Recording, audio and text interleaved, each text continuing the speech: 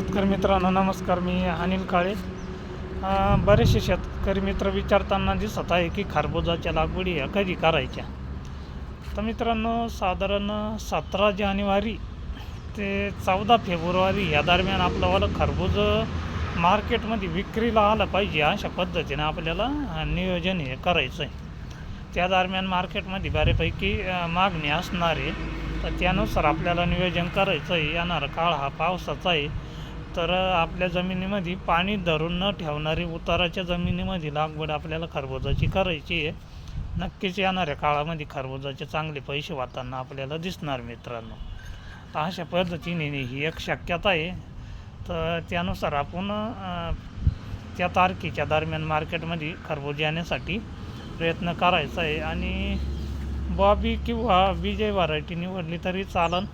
विजय व्हरायटीला लोकांना चांगल्या पद्धतीनं मागणी आहे. फळाला चव बी चांगली आहे आणि टिकवण क्षमता बी त्याचीवाली चांगली आहे. तर अशा पद्धतीनं निर्णय आपल्याला घ्यायचा आहे. धन्यवाद. जय जवान जय किसान.